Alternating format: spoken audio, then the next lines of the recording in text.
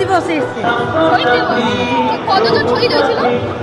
ওইটা কতজন শহীদ হয়েছিল? কতজন শহীদ হয়েছিল? কিসে শহীদ কিসের জন্য এসেছিল? শহীদ দিবস? কতজন শহীদ কোন সালে হয়েছিল এটা? 1989 সালে। আজকে দিনে 21 জুলাই আমরা উৎসব মানাতে এসেছি। 21 জুলাই কি হয়েছিল? 21 জুলাই কি হয়েছিল? মিছিল সময় সব করুন না, জানি এমএলএ কে জিজ্ঞেস করুন। ও আচ্ছা। প্রিয় দর্শক, আবার 21 জুলাই আবার তৃণমূলের মিথ্যাচার শুরু। পাড়ায় পাড়ায় বড় বড় ধর্মতলা চলো বলে এক পোস্টার আপনারা দেখতে পাবেন। তৃণমূলের নেতা নেত্রীরা আবার আপনাদেরকে নিয়ে ভুল বোঝানোর চেষ্টা করবেন। সমস্ত কলেজ পড়ুয়া ছাত্রদের হাতে তৃণমূলের ঝান্ডা হাতে নিয়ে 21 জুলাই দিনটিতে ভিড় বাড়ানোর চেষ্টা করবেন। যে দলটি 10 বছর ধরে রাজনীতি করে গেলেন, সেই দলের কর্মী সমর্থকরা যখন 21 জুলাইয়ের মিছিলে পা রাখেন আর তাদেরকে শুধুমাত্র একটি প্রশ্ন করা হয় যে এই যে 21 জুলাই এই দিনটিকে কেন পালন করা হয়, ওরা বলতে পারবে না, কারণ তাদেরকে সঠিক ঘটনাটি জানাননি আমাদের মুখ্যমন্ত্রী মমতা ব্যানার্জি। এই সমস্ত মানুষদের কোনো দোষ নেই। ছাত্রদের জোর করে এই মিছিলে নিয়ে আসেন কলেজের সমস্ত দাদারা, তা না হলে তাদেরকে পরীক্ষায় বসতে দেওয়া হবে না। বয়স্ক প্রান্তিক মানুষদের লোভ দেখিয়ে নিয়ে আসেন গ্রাম থেকে শহরে। এই মিছিলে যোগদান করলেই ভালো খাবার দেবেন, কলকাতা শহর বিনামূল্যে ঘোরানো হবে। বিগত 12-13 বছর ধরে মমতা বন্দ্যোপাধ্যায় ক্ষমতা আসার পরেই 21 জুলাইয়ের মঞ্চে সব কথা বলেছেন, বিরোধীদের কিভাবে রাজ্য ছাড়া করাতে হবে, কিন্তু এই দিনটি কেন পালন করা হয় এটি কিন্তু বলেননি মুখ্যমন্ত্রী মমতা বন্দ্যোপাধ্যায়। আজকের এই প্রতিবেদনে আমি 21 জুলাইয়ের গোপন অজানা তথ্য নিয়ে আলোচনা করব আপনাদের সামনে, তাই ভিডিওটি সম্পূর্ণ দেখুন। আসল ঘটনাটি এবার আপনারা শুনুন। সালটি ছিল 1993। বাংলায় তখন জ্যোতি বসু সরকারের মানে বামফ্রন্টের সরকার, আর তথ্য সংস্কৃতির মন্ত্রী ছিলেন বুদ্ধদেব ভট্টাচার্য। চতুর্থবারের জন্য কংগ্রেসকে হারিয়ে 294টি আসনের মধ্যে 245টি আসন পেয়েছিল বামফ্রন্ট সরকার। মমতা বন্দ্যোপাধ্যায় তখন কংগ্রেসের যুব প্রদেশের সভাপতি ছিলেন, অর্থাৎ তখন কিন্তু তৈরি হয়নি এই তৃণমূলের দলটি।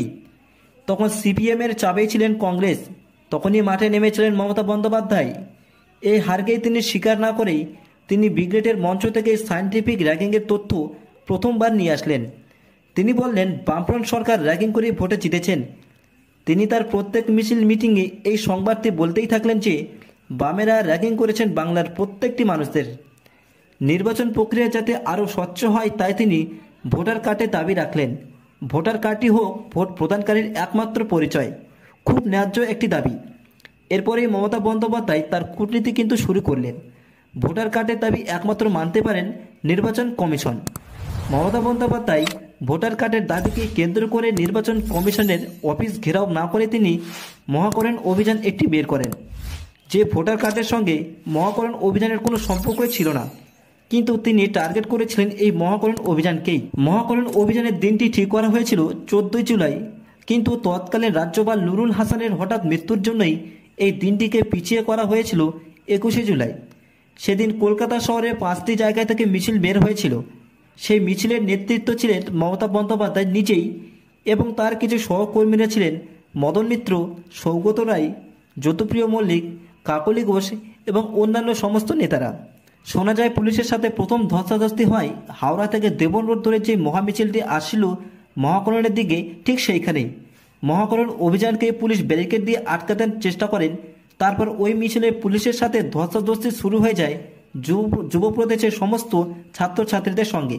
ওপাশ থেকে পাথর ছুলে এপাশ থেকে ডিয়ার গ্যাস ছোড়ানো হয়। কর্মীরা যখন ব্যারিকেড ভাঙার চেষ্টা শুরু করে তখন পুলিশ লাঠিচার্জ করতে শুরু করেন। এরই মধ্যে যখন একজন পুলিশের মাথায় পাথর লেগে মাথা ফেটে রক্ত বের হয় তখন অন্যান্য পুলিশরা আর নিজেদেরকে সামলাতে পারলেন না, তখন তারা হাত খুলে মারতে লাগলেন সমস্ত কর্মীদের। ঠিক তখনই সেইখানে পৌঁছান মমতা বন্দ্যোপাধ্যায়। তখন তিনি রাস্তার মাঝখানে ট্রাফিক পোস্টের উপর চড়ে নিজেদের কর্মীদের সামলানোর চেষ্টা করেন। সবটা তখন হাতের বাইরে চলে যায় পুলিশের। পুলিশ তখন লাঠিচার্জ করতে শুরু করেন মমতা বন্দ্যোপাধ্যায়ের উপর। মমতা বন্দ্যোপাধ্যায়ের উপর লাঠিচার্জের খবরটি কলকাতা শহরে আগুনের মতন ছড়িয়ে পড়েছিল। পরিস্থিতি আরও ভয়ঙ্কর রূপ নেওয়ার আগেই পুলিশ তখন 13 জন মানুষের উপর গুলি চালাতে শুরু করেন। 13টি মানুষের মৃত্যুর সম্পূর্ণ দোষ মমতা বন্দ্যোপাধ্যায় বামফ্রন্ট সরকারের উপর সম্পূর্ণভাবে চাপিয়ে দেন। এই সুযোগটাকে কাজে লাগিয়ে মমতা বন্দ্যোপাধ্যায় তার কূটনীতি শুরু করেন। তারপর 1998 সালে তৃণমূলের জন্ম হয়। কংগ্রেসের থেকে ছিনিয়ে নেওয়া 21শে জুলাই দিনটি নিজের তৃণমূলের দলের জন্য ব্যবহার করতে থাকেন। কংগ্রেসের সাথে সম্পূর্ণ সম্পর্ক মিটিয়ে নেন নিজের দলের তৃণমূল পার্টির মুখ্যমন্ত্রী হওয়ার লোভেই। মারা গেলেন কংগ্রেসের দলের লোকেরা, আর তাদের লাশের উপর কূটনীতির রাজনীতি শুরু করলেন মমতা বন্দ্যোপাধ্যায়। সেই দলকেই এখন চিনতে তিনি পারছেন না। দলের সাথে কতটা বেমানি করেছেন আপনারা এবার ভালো করে বুঝতে পারছেন। ছাপ্পা ভোট যেদিন বন্ধ হয়ে যাবে সেদিন সব বেমানি বন্ধ হয়ে যাবে। রাজ্যে বেকারত্ব বাড়ছে, কলেজে মেয়েরা ধর্ষিত হচ্ছে, এই সব কিছু নিয়ে মানুষের আলোচনা করার কোনো সময় নেই। কিন্তু তারা শুধুমাত্র ভালো মন্দ খাবারের লোভে, বিনামূল্যে কলকাতা শহর ঘোরার লোভে কিন্তু 21শে জুলাই দিনটিতে ভিড় জমায়েত করবেন। প্রিয় দর্শক, আপনাদের কি মনে হয়? আপনাদের মূল্যবান মতামত অবশ্যই শেয়ার করবেন আমাদের সাথে এই নিউজ চ্যানেলে। এবং রাজ্যের সমস্ত খবর প্রত্যেক দিন পেতে প্লিজ এই চ্যানেলটিকে সাবস্ক্রাইব অবশ্যই করুন এবং প্রচুর পরিমাণে ভিডিও দিয়ে সমস্ত বিজেপি কর্মীর কাছে শেয়ার করে দিন, যাতে প্রত্যেকের কাছে এই ভিডিওটি পৌঁছে যেতে পারে। যে দলটি 10 বছর ধরে রাজনীতি করে গেলেন, সেই দলের কর্মী সমর্থকরা যখন 21শে জুলাইয়ের মিছিলে পা রাখেন, আর তাদেরকে শুধুমাত্র একটি প্রশ্ন করা হয় যে এই যে 21শে জুলাই এই দিনটিকে কেন পালন করা হয়, ওরা বলতে পারবে না, কারণ তাদেরকে সঠিক ঘটনাটি জানাননি আমাদের মুখ্যমন্ত্রী মমতা ব্যানার্জি। এই সমস্ত মানুষদের কোনো দোষ নেই। ছাত্রদের জোর করে এই মিছিলে নিয়ে আসেন কলেজের সমস্ত দাদারা, তা না হলে তাদেরকে পরীক্ষায় বসতে দেওয়া হবে না। বয়স্ক প্রান্তিক মানুষদের লোভ দেখিয়ে নিয়ে আসেন গ্রাম থেকে শহরে। এই মিছিলে যোগদান করলেই ভালো খাবার দেবেন, কলকাতা শহর বিনামূল্যে ঘোরানো হবে। বিগত 12-13 বছর ধরে মমতা বন্দ্যোপাধ্যায় ক্ষমতা আসার পরেই 21শে জুলাইয়ের মঞ্চে সব কথা বলেছেন, বিরোধীদের কিভাবে রাজ্য ছাড়া করাতে হবে। কিন্তু এই দিনটি কেন পালন করা হয় এটি কিন্তু বলেননি মুখ্যমন্ত্রী মমতা বন্দ্যোপাধ্যায়। আজকের এই প্রতিবেদনে আমি 21শে জুলাইয়ের গোপন অজানা তথ্য নিয়ে আলোচনা করব আপনাদের সামনে, তাই ভিডিওটি সম্পূর্ণ দেখুন। আসল ঘটনাটি এবার আপনারা শুনুন। সালটি ছিল 1993। বাংলায় তখন জ্যোতি বসু সরকারের মানে বামফ্রন্টের সরকার, আর তথ্য সংস্কৃতির মন্ত্রী ছিলেন বুদ্ধদেব ভট্টাচার্য। চতুর্থবারের জন্য কংগ্রেসকে হারিয়ে 294টি আসনের মধ্যে 245টি আসন পেয়েছিল বামফ্রন্ট সরকার। মমতা বন্দ্যোপাধ্যায় তখন কংগ্রেসের যুব প্রদেশের সভাপতি ছিলেন, অর্থাৎ তখন কিন্তু তৈরি হয়নি এই তৃণমূলের দলটি। তখন সিপিএমের চাপেই ছিলেন কংগ্রেস, তখনই মাঠে নেমেছিলেন মমতা বন্দ্যোপাধ্যায়। এই হারকেই তিনি স্বীকার না করেই তিনি ব্রিগেডের মঞ্চ থেকে সায়েন্টিফিক র্যাঙ্কিংয়ের তথ্য প্রথমবার নিয়ে আসলেন। তিনি বললেন বামফ্রন্ট সরকার র্যাঙ্কিং করে ভোটে জিতেছেন। তিনি তার প্রত্যেক মিটিংয়ে এই সংবাদটি বলতেই থাকলেন যে বামেরা র্যাঙ্কিং করেছেন বাংলার প্রত্যেকটি মানুষদের। নির্বাচন প্রক্রিয়া যাতে আরও স্বচ্ছ হয় তাই তিনি ভোটার কার্ডে দাবি রাখলেন। ভোটার কার্ডটি হোক ভোট প্রদানকারীর একমাত্র পরিচয়, খুব ন্যায্য একটি দাবি। এরপরেই মমতা বন্দ্যোপাধ্যায় তার কূটনীতি কিন্তু শুরু করলেন। ভোটার কার্ডের দাবি একমাত্র মানতে পারেন নির্বাচন কমিশন। মমতা বন্দ্যোপাধ্যায় ভোটার কার্ডের দাবিকে কেন্দ্র করে নির্বাচন কমিশনের অফিস ঘেরাও না করে তিনি মহাকরণ অভিযান একটি বের করেন, যে ভোটার কার্ডের সঙ্গে মহাকরণ অভিযানের কোনো সম্পর্কই ছিল না, কিন্তু তিনি টার্গেট করেছিলেন এই মহাকরণ অভিযানকেই। মহাকরণ অভিযানের দিনটি ঠিক করা হয়েছিল 14 জুলাই, কিন্তু তৎকালীন রাজ্যপাল নুরুল হাসানের হঠাৎ মৃত্যুর জন্যই এই দিনটিকে পিছিয়ে করা হয়েছিল 21শে জুলাই। সেদিন কলকাতা শহরে 5টি জায়গা থেকে মিছিল বের হয়েছিল।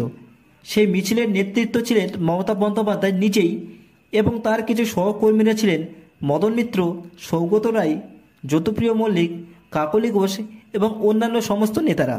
শোনা যায় পুলিশের সাথে প্রথম ধস্তাধস্তি হয় হাওড়া থেকে দেবন রোড ধরে যে মহামিছিলটি আসছিল মহাকরণের দিকে, ঠিক সেইখানেই। মহাকরণ অভিযানকে পুলিশ ব্যারিকেড দিয়ে আটকাতে চেষ্টা করেন। তারপর ওই মিছিলে পুলিশের সাথে ধস্তাধস্তি শুরু হয়ে যায় যুব প্রদেশের সমস্ত ছাত্রছাত্রীদের সঙ্গে। ওপাশ থেকে পাথর ছুলে এপাশ থেকে ডিয়ার গ্যাস ছোড়ানো হয়। কর্মীরা যখন ব্যারিকেড ভাঙার চেষ্টা শুরু করে তখন পুলিশ লাঠিচার্জ করতে শুরু করেন। এরই মধ্যে যখন একজন পুলিশের মাথায় পাথর লেগে মাথা ফেটে রক্ত বের হয়, তখন অন্যান্য পুলিশরা আর নিজেদেরকে সামলাতে পারলেন না। তখন তারা হাত খুলে মারতে লাগলেন সমস্ত কর্মীদের। ঠিক তখনই সেইখানে পৌঁছান মমতা বন্দ্যোপাধ্যায়। তখন তিনি রাস্তার মাঝখানে ট্রাফিক পোস্টের উপর চড়ে নিজেদের কর্মীদের সামলানোর চেষ্টা করেন। সবটা তখন হাতের বাইরে চলে যায় পুলিশের। পুলিশ তখন লাঠিচার্জ করতে শুরু করেন মমতা বন্দ্যোপাধ্যায়ের উপর। মমতা বন্দ্যোপাধ্যায়ের উপর লাঠিচার্জের খবরটি কলকাতা শহরে আগুনের মতন ছড়িয়ে পড়েছিল। পরিস্থিতি আরও ভয়ঙ্কর রূপ নেওয়ার আগেই পুলিশ তখন 13 জন মানুষের উপর গুলি চালাতে শুরু করেন। 13টি মানুষের মৃত্যুর সম্পূর্ণ দোষ মমতা বন্দ্যোপাধ্যায় বামফ্রন্ট সরকারের উপর সম্পূর্ণভাবে চাপিয়ে দেন। এই সুযোগটাকে কাজে লাগিয়ে মমতা বন্দ্যোপাধ্যায় তার কূটনীতি শুরু করেন। তারপর 1998 সালে তৃণমূলের জন্ম হয়। কংগ্রেসের থেকে ছিনিয়ে নেওয়া 21শে জুলাই দিনটি নিজের তৃণমূলের দলের জন্য ব্যবহার করতে থাকেন। কংগ্রেসের সাথে সম্পূর্ণ সম্পর্ক মিটিয়ে নেন নিজের দলের তৃণমূল পার্টির মুখ্যমন্ত্রী হওয়ার লোভেই। মারা গেলেন কংগ্রেসের দলের লোকেরা, আর তাদের লাশের উপর কূটনীতির রাজনীতি শুরু করলেন মমতা বন্দ্যোপাধ্যায়। সেই দলকেই এখন চিনতে তিনি পারছেন না। দলের সাথে কতটা বেমানি করেছেন আপনারা এবার ভালো করে বুঝতে পারছেন। ছাপ্পা ভোট যেদিন বন্ধ হয়ে যাবে সেদিন সব বেমানি বন্ধ হয়ে যাবে। রাজ্যে বেকারত্ব বাড়ছে, কলেজে মেয়েরা ধর্ষিত হচ্ছে, এই সব কিছু নিয়ে মানুষের আলোচনা করার কোনো সময় নেই। কিন্তু তারা শুধুমাত্র ভালো মন্দ খাবারের লোভে, বিনামূল্যে কলকাতা শহর ঘোরার লোভেই কিন্তু 21শে জুলাই দিনটিতে ভিড় জমায়েত করবেন। প্রিয় দর্শক, আপনাদের কি মনে হয়? আপনাদের মূল্যবান মতামত অবশ্যই শেয়ার করবেন আমাদের সাথে এই নিউজ চ্যানেলে। এবং রাজ্যের সমস্ত খবর প্রত্যেকদিন পেতে প্লিজ এই চ্যানেলটিকে সাবস্ক্রাইব অবশ্যই করুন এবং প্রচুর পরিমাণে ভিডিও দিয়ে সমস্ত বিজেপি কর্মীর কাছে শেয়ার করে দিন, যাতে প্রত্যেকের কাছে এই ভিডিওটি পৌঁছে যেতে পারে। প্রিয় দর্শক, দেখা হচ্ছে আপনাদের সঙ্গে নতুন কোনো এক বিষয়ে, নতুন কোনো খবরে। ততক্ষণে দেখতে থাকুন, সঙ্গে থাকুন। ধন্যবাদ।